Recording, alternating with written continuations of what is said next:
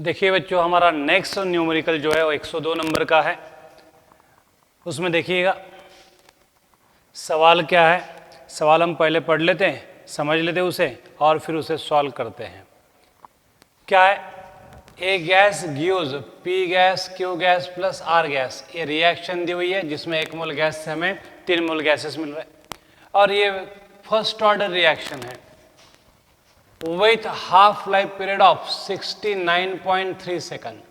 तो half life बताया गया इस रिएक्शन का 69.3 second at 500 degree Celsius starting from the gas A enclosed in a container at 500 degrees Celsius and at a pressure of 0.4 atmosphere.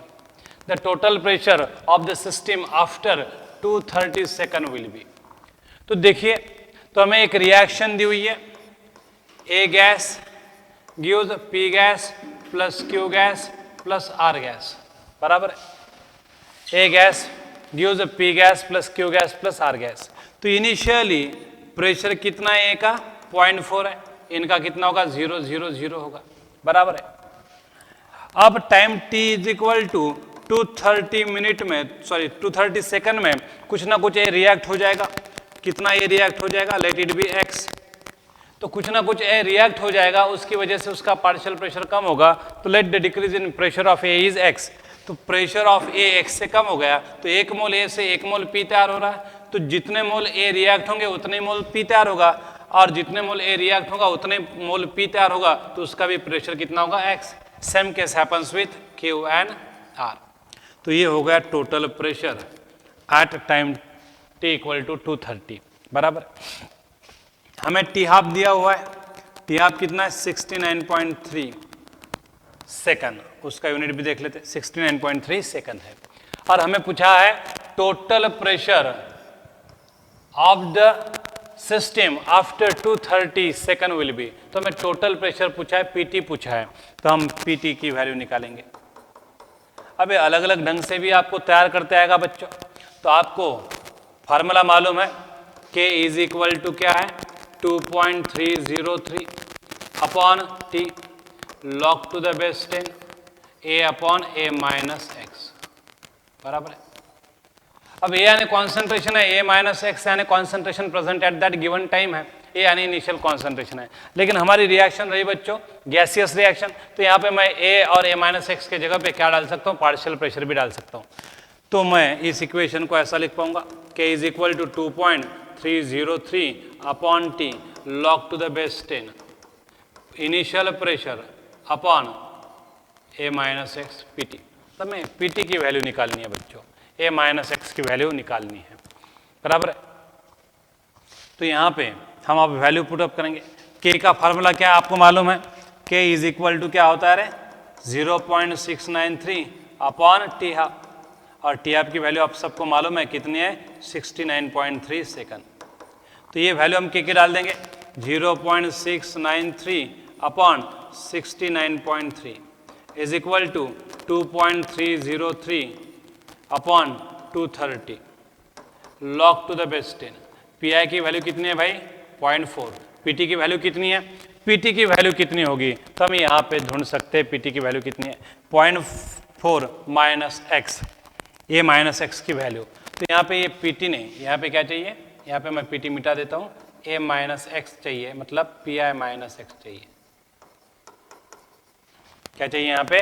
P I minus x चाहिए। तो P i की value है 0.4 and minus x, समझ में? तो यहाँ पे क्या चाहिए? पी आई माइनस एक्स चाहिए, क्योंकि ये पी आई है तो ये क्या होगा? पी आई माइनस एक्स होगा, पी टी नहीं। पी टी इन सब के सम को बोलेंगे हम। तो यहाँ पे क्या चाहिए?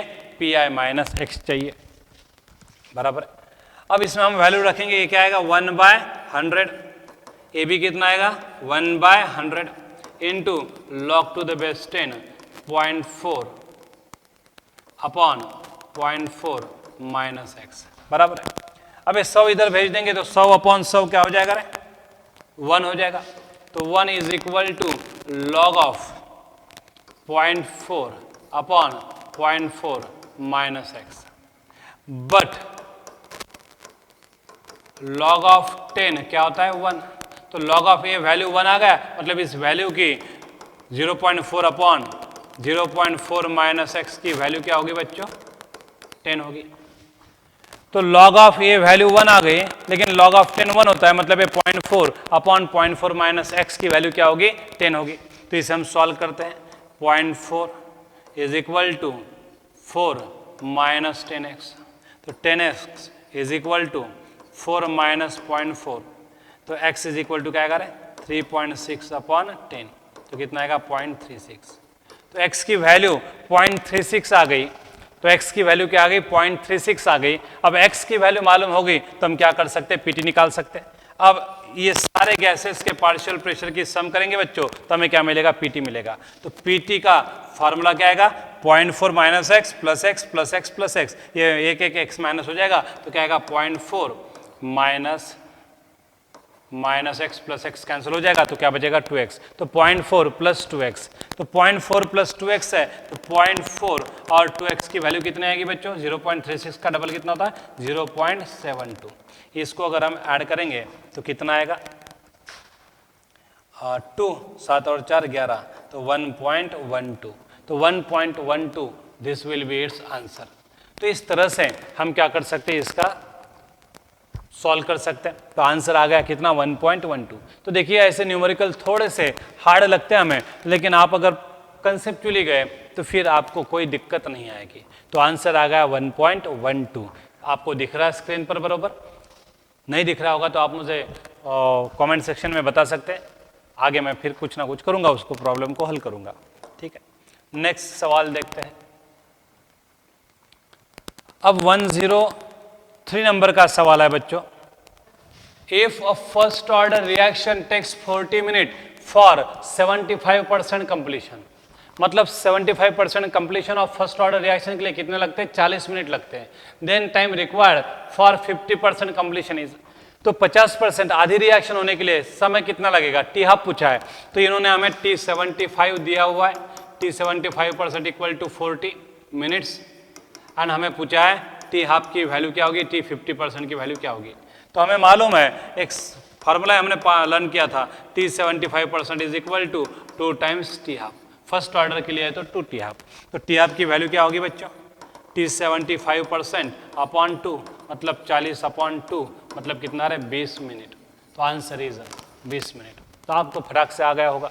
तो नेक्स्ट हम देखते हैं 104 नंबर का सवाल अब आपके स्क्रीन के सामने है, देख लीजिएगा उसको, मनी मन में पढ़ लीजिएगा एक बार। क्या कहता है वो, the rate does not depend upon concentration of reactant. Rate concentration of reactant और डिपेंडेंट नहीं है बोलते, तो ऐसा कब हो सकता है, only in case of zero order reaction. तो इसका आंसर होगा लास्ट डी, बराबर है। तो बहुत ही सिंपल सा सवाल था, बहुत ही आसान था। अब नेक्स्ट सवाल की तरफ हम जाते हैं, 105 नंबर के सवाल की तरफ। तो देखिए यहाँ पे क्या कहा है उसने, A reaction is 50% complete in 2 hours and 75% complete in 4 hours. The order of reaction is. तो टी हाफ की वैल्यू दी है बच्चों, टी हाफ कितना दिया है 2 आवर्स, एंड टी 75% कितना दिया है 4 आवर्स। तो हमने देखा है कि टी 75% जो है वो कितना दिखाई दे रहा है, टी आपके डबल दिखाई दे रहा है। लेकिन ये इक्वेशन किसके लिए होल्ड करता है, फर्स्ट ऑर्डर रिएक्शन के लिए। इसलिए ऑर्डर ऑफ रिएक्शन क्या होनी चाहिए, फर्स्ट होनी चाहिए, बराबर है। और 50% reaction completes in 2 hours and 75% reaction in 4 hours. The order of reaction is, तो ऑर्डर ऑफ रिएक्शन क्या होनी चाहिए, तो आंसर क्या चाहिए इसका, फर्स्ट चाहिए था। ये गलती से क्या आ गया, सेकंड आ गया। तो यहाँ पे आंसर गलत है, क्योंकि T50 अगर 2 आवर्स है तो T75% क्या है 4 आवर्स है, मतलब 75% कंप्लीशन के लिए दुगना टाइम लगा। तो ये रिलेशन सिर्फ और सिर्फ किसके लिए होल्ड करता है, फर्स्ट ऑर्डर रिएक्शन के लिए। इसलिए आंसर क्या होना चाहिए इसका ए। यहाँ पे गलती से आंसर क्या दिया हुआ है, बी दिया हुआ है। ठीक है, तो आंसर की तरफ आपने ध्यान नहीं दिया तो भी चलेगा, हम तो कैलकुलेट कर ही लेंगे। नेक्स्ट है the plot of concentration of reactants versus time for a reaction is a straight line with negative slope, the reaction follows. तो देखो उन्होंने ग्राफ दिया है बच्चों, और ग्राफ क्या है, concentration of reactant versus time of reaction is straight line with negative slope. तो एक जगह पे कॉन्सेंट्रेशन है एंड इधर टाइम है। तो उन्होंने कहा कि ग्राफ कैसा है, स्ट्रेट लाइन है विथ नेगेटिव स्लोप है, straight line with negative slope. और वो भी कॉन्सेंट्रेशन वर्सेस टाइम किसके लिए आता है, जीरो ऑर्डर रिएक्शन के लिए। फर्स्ट ऑर्डर रिएक्शन के लिए नहीं। फर्स्ट ऑर्डर रिएक्शन के लिए हमें क्या मिलता है, ऐसा कर्व मिलता है जो कर्व कभी भी टाइम एक्सिस को टच नहीं करेगा, क्योंकि उसको कंप्लीट होने के लिए इन्फाइनाइट टाइम लगेगा। इसलिए आंसर यहाँ पे क्या होना चाहिए, बी होना चाहिए। तो ये स्ट्रेट लाइन है, concentration of reactant versus time.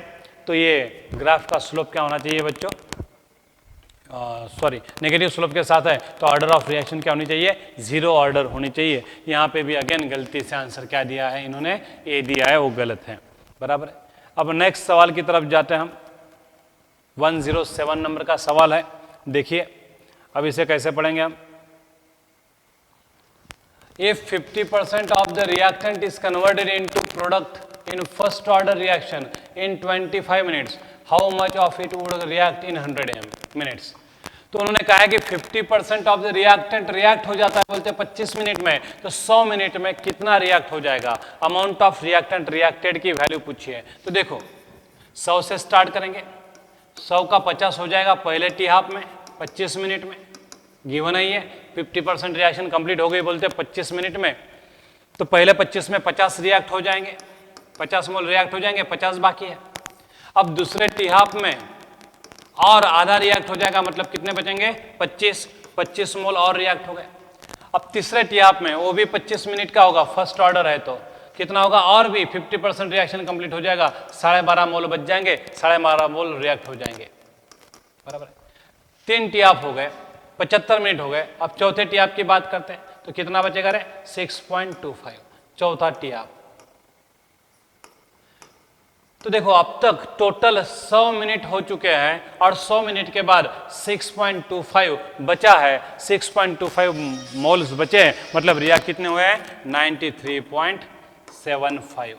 तो इतने परसेंटेज रिएक्टेंट रिएक्ट हो चुका है। तो हमें how much of the reactant get reacted in 100 minute ये पूछा, तो आंसर क्या होगा 93.75। आप ऐसे भी जा सकते हो, या तो फिर आप AT is equal to A0/2 to the power n, where n is number of turns of t half, ये भी देख सकते हो। लेकिन ये मेथड आसान रहेगी, 25 मिनट का भाई एक टी हाफ है, तो 100 मिनट में कितने टी हाफ जाएंगे 4, तो फिर हमने 4 टी हाफ का इक्वेशन लिखा, कितना बचा वो देखा, फिर रिएक्ट कितना होगा ये हमने निकाला। तो इस तरह से हम आंसर बता सकते हैं कितना, ए।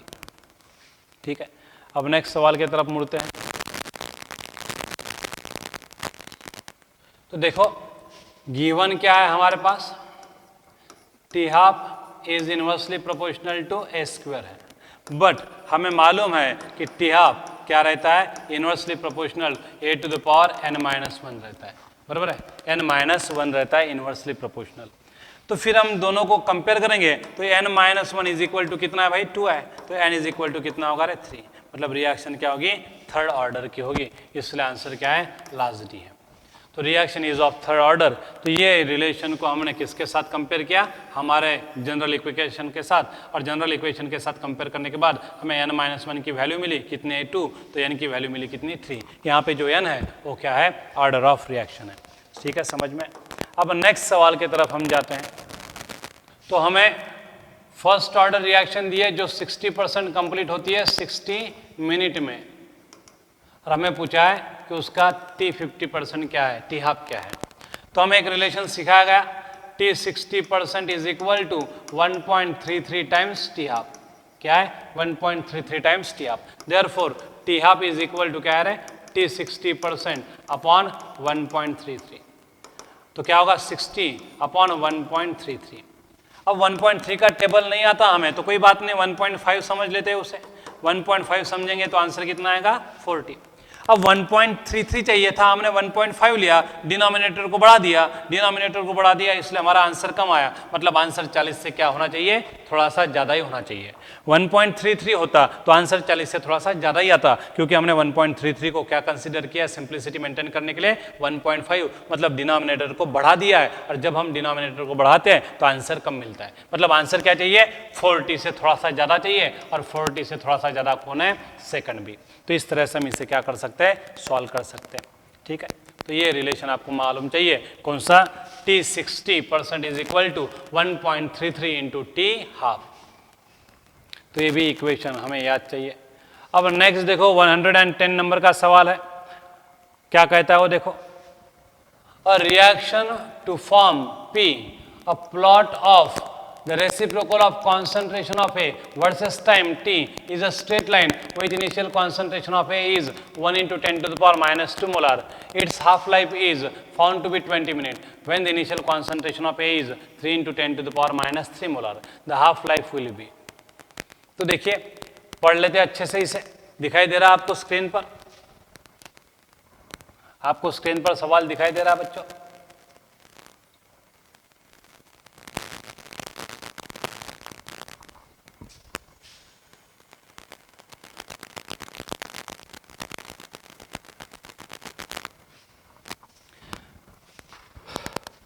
तो देखिए हम रिएक्शन को वापस मतलब पढ़ते हैं सवाल को।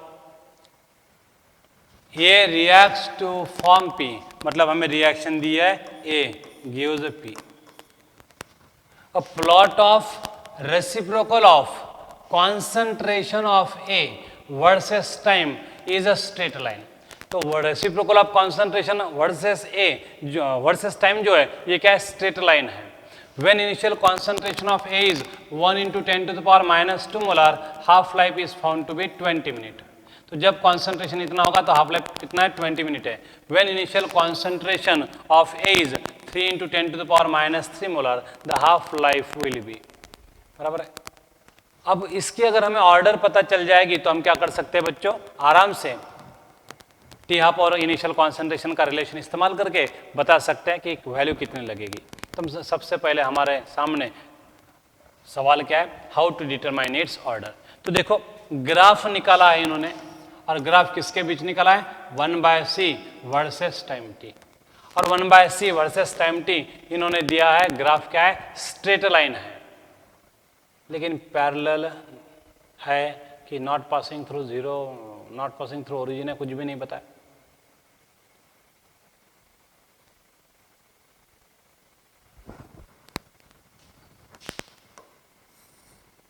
तो जैसे जैसे टाइम बढ़ेगा तो c की वैल्यू कम होगी, और c की वैल्यू कम होगी तो क्या होगा रे? 1/c बढ़ेगा। अब ये जो ग्राफ है ये स्ट्रेट लाइन है, पासिंग थ्रू ओरिजिन है। सही मायने में इसने उन्होंने बोलना चाहिए था कि पासिंग थ्रू ओरिजिन है। क्या बोलना चाहिए था? पासिंग थ्रू ओरिजिन है, ऐसा बोलना चाहिए था। अब ये तो मैं अपने अंदाज से ले रहा हूं। तो ये जीरो ऑर्डर का ग्राफ है बच्चों। जैसे जैसे टाइम बढ़ेगा कॉन्सेंट्रेशन कम होगा, और कॉन्सेंट्रेशन कम होगा तो 1/c की वैल्यू बढ़ती जाएगी। c कम होगा तो 1/c बढ़ेगा। और स्ट्रेट लाइन है, मतलब ये straight line passing through origin है, मतलब टाइम दुगना हो गया तो क्या होगा? 1/c की वैल्यू भी दुगनी हो जाएगी, क्योंकि c आधा हो जाएगा तो 1/c क्या होगा? दुगना हो जाएगा। मतलब ये graph straight line passing through origin है। मतलब अगर मैं c versus time t plot करता तो मुझे ग्राफ क्या मिलता? इस तरह का मिलता। तो इस ग्राफ का रेसिप्रोकल ये मिलेगा। मतलब इस ग्राफ से हमें पता चला है कि रिएक्शन क्या है? जीरो ऑर्डर की है। एक्चुअली ये सवाल ही इनकम्प्लीट है। इन्होंने straight line passing through origin ऐसा क्लियर कट मेंशन करना चाहिए था, तब हम जीरो ऑर्डर के कंक्लूजन पे बहुत जल्दी आते। रिएक्शन अगर जीरो ऑर्डर की है तो टी हाफ क्या होगा रे? डायरेक्टली प्रोपोर्शनल टू ये है। कॉन्सेंट्रेशन दुगना हो गया तो टी हाफ भी दुगना हो जाएगा, कॉन्सेंट्रेशन आधा हो गया तो टी हाफ भी आधा हो जाएगा। तो देखो पहले कॉन्सेंट्रेशन कितना है? 1 into 10 to the power minus 2 है, और बाद में कितना है? 3 into 10 to the power minus 3 है। तो 1 into 10 to the power minus 2 को हम क्या करेंगे? दोनों की पावर हम सेम करेंगे। दोनों की पावर सेम करेंगे तो क्या होगा बच्चों? ये 0.3 into 10 to the power minus 2। तो 1 कॉन्सेंट्रेशन जब था तब टी हाफ कितना था रे? 20 मिनट। अब कॉन्सेंट्रेशन 1/3 हुआ है, कॉन्सेंट्रेशन 1/3 हुआ है तो टी हाफ क्या होगा? वो भी 1/3 होगा। 1 into 10 to the power minus 2 है, मतलब 0.01। पावर में भी कुछ तो भी गड़बड़ी दिखाई दे रही है, यहाँ पे 0.003, मतलब कॉन्सेंट्रेशन क्या हो गया? 1/3 हो गया। तो टी हाफ भी क्या होना चाहिए? 1/3। तो 20 मिनट का 1/3 कितना होता है? तो ये तो 3 गुना बता रहा है, मतलब जरूर कुछ तो भी पावर में भी यहाँ पे प्रॉब्लम है। तो यहाँ पे शायद 10 to the power minus 2 चाहिए था। कॉन्सेंट्रेशन 3 गुना हो गया तो फिर टी हाफ भी क्या होगा? 3 गुना होगा। 20 का 3 गुना कितना होता है? 60 मिनट के आसपास। इसलिए आंसर क्या है? 67। लेकिन इसमें कुछ तो भी प्रॉब्लम है। एक तो straight line passing through origin कुछ नहीं बोला है, और यहाँ पे भी पावर में भी कुछ तो भी गड़बड़ी है, इसलिए आंसर नहीं आ रहा। ठीक है, छोड़ देते हम इसे। नेक्स्ट सवाल देखते हैं। If we double the t half of reaction then concentration of reactant also becomes double। The order of reaction is, t half double हुआ तो कॉन्सेंट्रेशन डबल हुआ ऐसा बोल रहा है, तो टी हाफ और कॉन्सेंट्रेशन में क्या डायरेक्ट रिलेशनशिप है, और ये रिलेशनशिप किसके लिए होल्ड होती है बच्चों, फॉर जीरो ऑर्डर रिएक्शन, और इसलिए हमारा आंसर क्या है, सी है। तो नेक्स्ट स्लाइड की तरफ हम जाते हैं।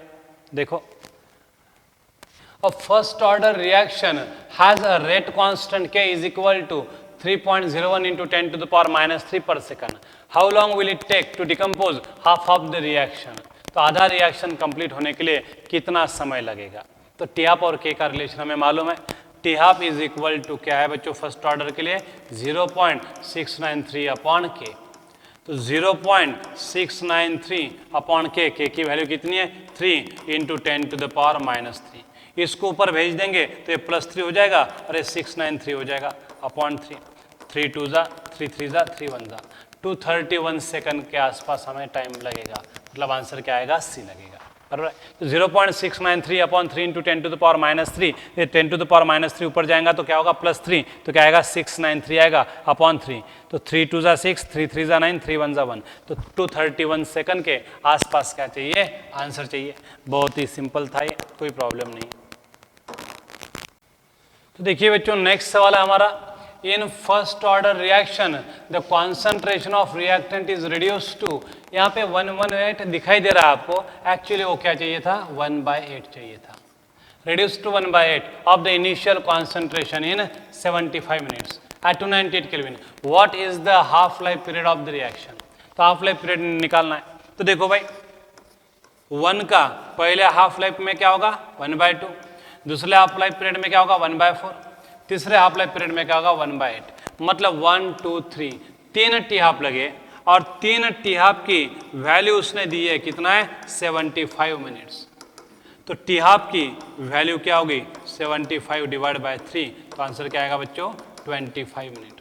देखो यहाँ पे थोड़ा सा प्रिंटिंग मिस्टेक है, ये 118 दिखाई दे रहा है, एक्चुअली वो क्या चाहिए, 1/8 चाहिए, 1/8 लेंगे तो आंसर क्या आएगा, सही आएगा। नेक्स्ट सवाल देखते हैं 114। अब इसको कैसे सॉल्व करेंगे, देखिए,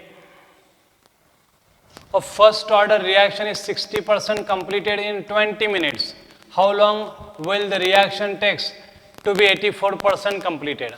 84% कंप्लीट होने के लिए कितना समय लगेगा। तो देखिए बच्चों, 100 से हमने स्टार्ट किया, तो पहले 20 मिनट में कितना रिएक्ट हो जाएगा, 60% रिएक्ट हो जाएगा, तो बचेगा कितना, 40, बराबर है। अब दूसरे 20 मिनट में भी कितना रिएक्ट होगा, 60% ही रिएक्ट होगा, क्योंकि ये फर्स्ट ऑर्डर की रिएक्शन है, और फर्स्ट ऑर्डर की रिएक्शन के लिए क्या है फंडा, in equal time interval equal percentage और fraction of the reactant get reacted.